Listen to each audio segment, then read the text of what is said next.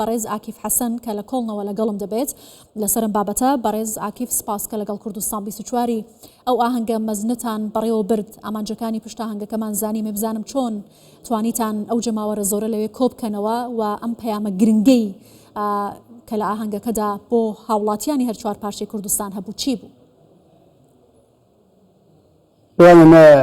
بله هر تشتی سلاو و ریز بو کردستان 24 و بو تماشاوانین و تبا پیام ما به نوروز به ساله ده وکم هر دمه دگوت نو که نوروز سال بورینه نتنی شاهیه اوانا هل وسته که لهمبر کریارن کو لسر عردل روای کردستانی تینه پیکانین. ما دخواست مساجه که بدنه هم دستلات دارن شامی کو لسر کردان رو سر راحت در باس نبینه، کردان این کار نکنه، به هبر جیان اساس بگرنه و به هبر برنگه که آشتی لسر اساس کو مافی کرد وره پاراستن، مافی کردان ناسنامه و دستور دوره پاراستن. جبوبیه که نوروز آمه دخواست به پیامی بگینه دستلادار شامی و هر وحاجی جبو گلی می لسر عرض روجابای کردستان پیامه که زلال بو کو گلی می نتنه هر سی پرچندین کردستانی لدیاسپورا یعنی دیاسپورا پشتا گلی می لسر عرضیه. بەڵێ زۆر سپاس دەکەم لەگەڵم بمێنەوە میوانێکی دیکەشم لە زاخۆ هەیە دێمەوەلای بەڕێزت لەسرم بابەتە زیاتر قسە دەگەین هەر لەسرم پرسە دکتۆر محەممەد ئەحسان مامۆستای زانکۆ شرۆڤەکاری سیاسی لە زاخۆ لەگەڵم دەبێت. دکتۆرە هەنگە گەورەکەی نەورۆزی کۆڵمان بینی کە چۆن بەڕێوە چوتیایدا هاوڵاتیان یەک چوار پارچەی کوردستان یەک ڕەنگ باڵای کوردستانەوە هاتبوونە ناو جەرگەی ئەوروپاوە. ئەم پەیامە گرنگە بۆ یەکریزی و یەکگرتووی کورد لە کۆڵنەوە چۆن دەبینی؟ پێشەکی زۆر سپاس و نەوروز لە هەموو کوردێک لە هەر چارپارچەکانی کوردستان لە هەر جێگای بە پیرۆزەکەم.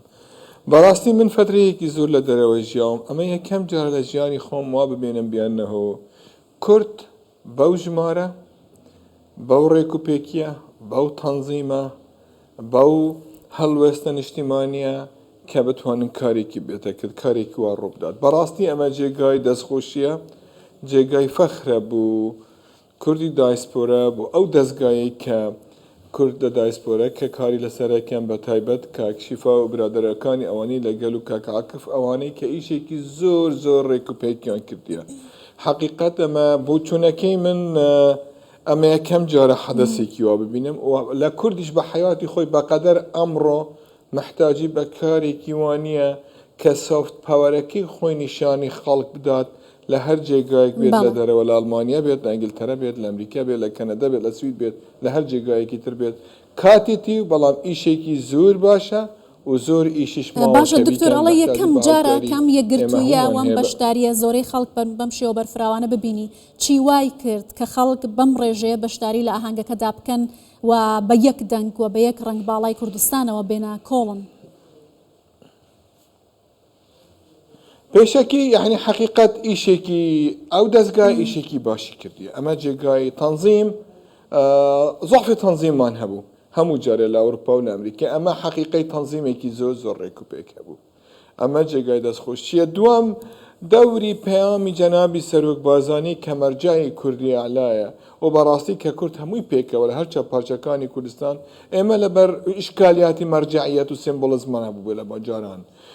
قرنی 21 قرنی 20 نەبوو، قرنی جەنابی بارزانی نەبوو، قرنی مەلا مستەفای بارزانی نەبوو، قرنی شێخ سعید نەبوو، قرنی قوبەیدڵڵاهی نەهی نەبوویە، قرنی شێخ محمود نەبوویە. ئەمە ئەم فترەیە کە کورد هەمویان پێکەوە لەسەر مەرجعیەتێک کە بتوانن بە گەورەترین نسبە دەورێکی زۆر جێگایەکی دەستخۆشی و جێگای فەخری کوردەکان هەموو جێگا بوو لە هەر چاپارچەکانی کوردستان. ئەنسۆرێکی سێم ئەویش کە دەوری ناوچەکە ئەمڕۆ کورد محتاجی بە یەکڕێزی بووە. یەکڕێزی ماڵی کورد شتێکی زۆر گرنگە بەڕاستی. دیارە کورد لە هەر چاپارچەکانی کوردستان هەستی بە یەکڕێزیان کردیتەوە کە بێکەوە بتوانن پارچەیەک بتوانن کوردەکان لە دەرەوە پاڵپشتی هەر چاپارچەکانی تری کوردستان بن. ئەمە جێگای دڵخۆشی فەخری کوردستانە بەڕاست. بەڵێ دکتۆر سپاس لەگەڵم بمێنەوە. بەڕێز عاکف ئەم یەکگرتوویە وەم ئینسجامەی کورد لەم کاتەدا لە ناو جەرگەی وڵاتێکی ئەوروپایی کە وەکو دکتۆر محەممەد ئەحسانی شاماژەی پکری یەکەم جارە بەم ڕێژە فراوانە بەشدار بن وەکو بەڕێزیشت ئەڵەی کە بۆ ئەوەیە کە کورد بڵێن لە هەر کوێبین بێ پشتیوان نین کێ ئەم ژمارە زۆرەی کوردی لێرە کۆ کردەوە پەیامی سەرۆک بارزانانی چەندە کاریگەری لەسەر یەکگرتووی و یەکڕیزی کورد لە کۆڵن لەم ئاهەنگە گەورەیەدا هەبوو. بله بله ارتشتی یعنی رژیم بشار الاسد هات روخاندن پشتی روخاندن رژیم که دیهاتش تا که کردار نه آنی هولی و وقتی اعلان دستوری درکت یعنی اعلان که گلک اقصایی بو یعنی اعلان که کردان عالیه که بنا هنه که کردین روجاواج و کردین دیجی گلک حرکاندن لیبلی بگمان پیاما جناب سروک دمک دهات کو خبات ما گرتر کرن گشتر کرن وجبو یکیجی براستی هم سپاسدار جناب سروکن هنکی باره مسی فکر گلک باره مسی فکر جبو یکم تشت تخمین جدی کرن زیده تر هاتن رولا پیاما سروک رولا گلک مازن بو تشت که از بجمع و یعنی دو سه تشت کتن با هف هاتن با هف هلشتن کو چالکه که گلک گرسی وره هولی بری دا ناج 2016 هدم چالکیا سایکس بی کوچه کر گلک باش بو چالکیا رفراندوم میری دیسانی سرکشیاوی من دکره دیسانی گلک باش در باز بو تجربه مهبون خباتکارین مجی هاتی بون بجاری دمو مگلک تانگ بوجی دیسانی خباتکاری ما گروپه که دندکا خبات گلک جهاتی بون و بریسکه که شفا بارزانی رجب راستی مزانی باش کار بکنه به هفره وقت تیمه که متکاری ام تشتین پچوک درد کتن هنه کریز درد کتن کشت درد کتن کار ده هنه همون مبهفره همه چاره سر دکرن و هم دری اخوادت مشیانش بویه که آرمان سری مده آرمان جا هم سر بکفنه زور باشە بله بەڵێ بەڕێزاکیف ئەوەی کە گرنگ بوو میدیاکانی ئەڵمانیا زۆر بە گرنگیەوە باسی ئاهەنگەکەی نەورۆزیان لە کۆڵن کرد چاوەڕێیان نەدەکردەوە ژمارە زۆرەی هاوڵاتی کورد لە دیاسپۆرا لەوێ بەشدار بێ ئەوان چۆن دەڕوانە ئەم ئاهەنگە گەورەیە یەکگرتووی کورد و هەروەها باڵای کوردستانەوە بە تایبەتی کە بەو شێوەیە بەشدار بوون. افسو 8 ساله منه الأوروبا ديجيمه وبقراني جي ألمانيا مخابات كرنا والألمانيا جيان كريه أبجارة يكمين از موارد كما تشابمنيا ألمانيا أو قصل سر نوروزا كرادو واسته سدمين وينها بون سر راوسته جبر قهرتن الكورسوري تشيبون يك أري لبلي وكي دي ترجي آهنگامه گلک آشتیانه بو گلک بریکو پیک بو نابرمه و پولیسین آلمان ده تیکلیه مگلک باش بون تنسيقا مجالك تنسيق لك باش و انسان ما جلو برگن و همو سا كردي لك قش دهاته جبو چاپ منی هر تشت بالکش بود برده و جمار جي گلك مازن بود چونك لكولنه در باجار كولنه نابا باجار كده حتى نه نبويه کو کرد 50,000 60,000 انسان بلنه جمع هفدو بركي بترجي چونك پولیس شمره گوته رقم الكومة بهليكوبتر جرتنا دوير روجي ده هاتنا ويتشونا يرباجر بلابونا نزيك 100,000 ليه قدامه كده الور كومبونا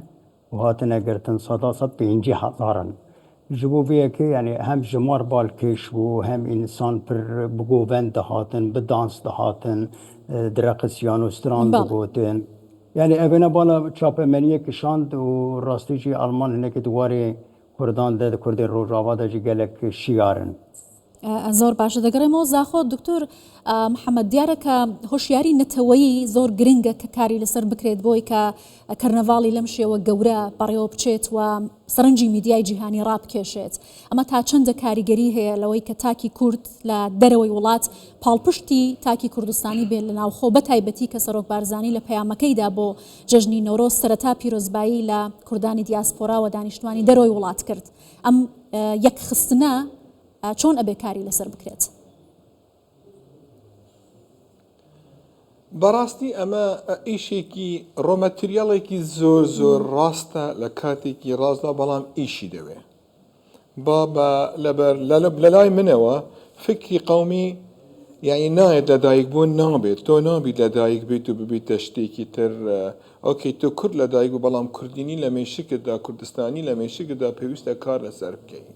کارێکی جدی لەسەر بکەین لە بەربەنگلیزی بیاڵێن it's a built up status یعنی تۆ شتێکە تۆ خۆت خوڵق ئەەکەی ئەگە سەیری وڵاتەکانی بکەیت وڵاتەکانی دەوروبەرمان ئەوەنەی لە فکری قومی ئەژین فکری قومیان بینا کراوە دامەزراوە کار لەسەر کراوە بەڕاستی ئەم کۆنسرتی وە یەکێکە لە شتەکانی تر بەڵام بۆچوونەکەی من پێویستە دەستگای دایسپۆرا محتاجی بە دامێکی تەوامی حکوومەتی هەرێمی کوردستان هەیە بە پاڵپشتێکی جددی جەنابی سەرۆک بارزانانی هەیە منهاجێکی تەواوی ئەبێت دەبەر زۆر ڕێکخراوەکانی مجتەمەعی مەدەنی فدراسیۆنەکانی کورد لە ئەوروپا زۆرن یەکەمیان فێربین پێکەوە کار بکەین دوام فێربین تەقبولی یەکتر بکەین سێیان فێربین خۆمان لە زمانی تونڕەوی دیارکەین و نقطەی چارەم لەبیر نەکەین ئێمە جیلێکمان هەیە لە فترەی وەمبووندایە بەڕاستی فترەی زیادایە لە ئەوروپا جیلێک لە ئەوروپا بەیا بووە جیلی سیام یعنی قوربەسەر ون بووە نازانێت چییە نازانی کوردە ئەڵمانە تورکە عێراقیە نازانێت چییە پێویستە کار لەسەر بێتەکردن لە ڕێگای پەروەردە لە ڕێگای سەفراتی کوردستان لە ڕێگای تەوعیەکی تەمام ئەمە دەستپێکێکی تەواوە یەکەم جارە حزبەکانی کوردی بتوان لەگەل یەکتر و تەقبولی یەکتر بکەن بە جیاوازی خۆمانەوە بەڕاستی یعنی لە بیرم دێت جاران کە لە کەیسیسی کورد لە لەندەن بووینەوە مەرکەز سەقافی کوردی کە نەمان دەتوانی پێکەوە کار بکەین کوردەکانی باشوونیان دەتوانین لەگەڵ باکوور بێت ڕۆژهەڵاتیان دەتوانین لەگەڵ ڕۆژاوە بوو هەرێکمان لە عالەمێک بوون لە مەریخێکی تر بووین ئێستا ئەمە دەستپێکێکی تەواوە تەوەجهێکی تەواوە محتاجی بە کارکردنێکی زیادە و دیارە پاڵپشتێکی جەنابی سەرۆک بارزانانی کە مەرجعی کوردی ڕێکەمە هەیە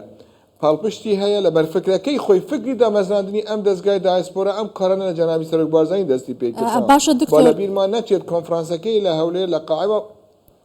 کە چۆن بوو بەڵێ دکتۆر ئەم پاڵپشتێک کە جەنابەت باست کرد لەلایەن سەرۆک بارزانیەوە ئەتوانێت ئەو پارێزراوی و متمانەیە بە خەڵکی دیاسپۆرا بدات بە تایبەتی کە ئێستا هەندێک لایەن و هەندێک دەستیانەوێت مۆرکەنەتەوەییەکان و یەکڕێزینەتەوەی کورتێک بدەن بە هەندێک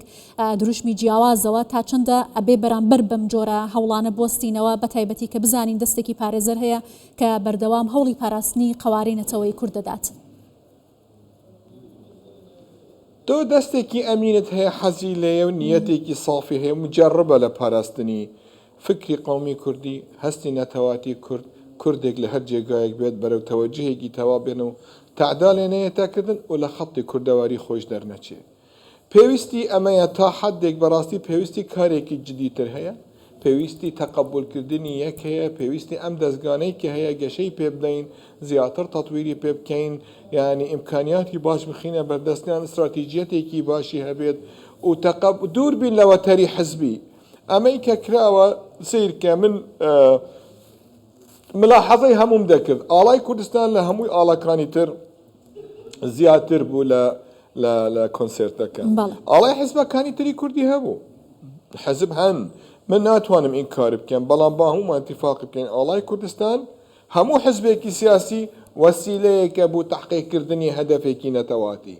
حزبی سیاسی وەسیلەیە غایە و هەدەف نییە زۆر باشە غایە وەسیلەیەکە بۆ تحقیقکردنی هەدەفێکی قەومی هەدەفێکی نەتەواتی کە لە کۆنسرتەکە دیار بوو پێویستە کار بکەین لەگەڵ ئەوە و خەڵکی شارەزاش بێنینە بەرپێش چاو خەڵکێک کە کاریان کردیە خەڵکێک کە زمونیان هەیە خەڵکێک کە جێگای فەخرە بۆیان من ئەمە یەکەم جارە لە راپۆرتی پۆلیس لە ئەڵمانیا ببینم بڵێ ڕقەمێکی وا حاضر بووە لە کۆنسرتێکی وا بێمەشاکل جاران لە کورد لە ئەڵمانیا هەچی کۆنسرتێکی هەبا کۆنسرتێکی 1000 کەسی هەبا شەڕیان دەکرد دوکانی تورکەکانیان تێکەدا شەڕی یەکتریان دەکرد ئەمە معناوە تەتەورێکی باشتر هەیە خطوەیەک بەرەو ئایندەیەکی باشترە بەڵێ بەڕێز ئاکف حەسەن دەگەڕێمەوە لای بەڕێزت پێت وایە و ئامانجەنەتەوەیەک ئێستا دکتۆریش باسی کرد لە ئاهەنگە گەورەکەی کۆڵن هاتە دی ئامانجی خۆتانتان بە تەواوەتی پێکە باش تێ نەگەیشتم لەمە ببوورە ئەو ئامانجەی کە مەبەستی پشت ئەم کەرنەڤاڵە گەورەی کۆڵن بوو توانیتان ئامانجەنەتەوەیە بەدەست بهێنن لە ڕێکخستنی ئاهەنگەکە ئەس باوەڕ دەکەم هەتا ڕادەیەکە ئەم گەهانە ئارمانجەنخوا یەک مەخوەستە بوو مەگوتە بوو مل بە مل دل بە دل هەفگرتن ji بۆ ڕۆژاوای کوردستانی ئەم لێ مەدانێدا مل بە مل بوون دل بە دل بوون بڕاستی دەستگەهێن پارتیان سیاسی دەستگەهێن سیڤیل شخصیات ڕەوشن بیرێنمە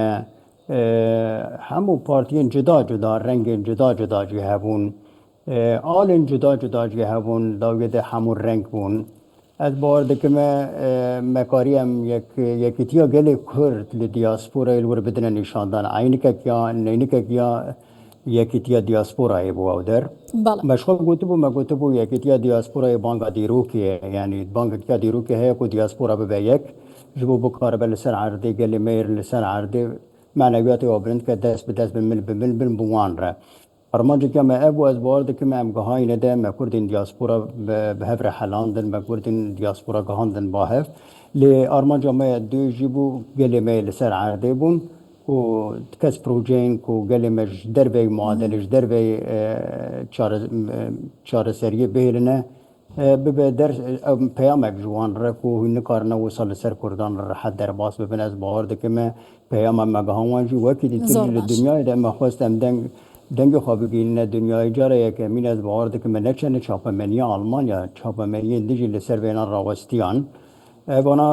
آرمانجی ما ابون و اساسه کی دیننجی جبود پیش روزه مروج بو پیش روزه خواهاتن مثلا دیاسپورای کنفدراسیونا رمضان کردستانی کار کی دیگه بو اینا بو اساسه بو کبری کوشه کو بو کار به لسر خواهاتن خوین پیش روزه آباب که او ارمانجی جبو فدراسیون ارمانجی که گلک گرام بو هابو بارد کم اوجی به هات بکنیم زۆر باشە بەڕێز عاکف حەسەن سەرپەرشتیاری ئاهەنگی نەورۆزی کۆڵن لە کۆڵنەوە لەگەڵمان بووی هەروەها بەڕێز دکتۆر محەممەد ئەحسان مامۆستای زانکۆ و شرۆڤەکاری سیاسی سپاس لە زاخۆ لەگەڵ کوردستان 24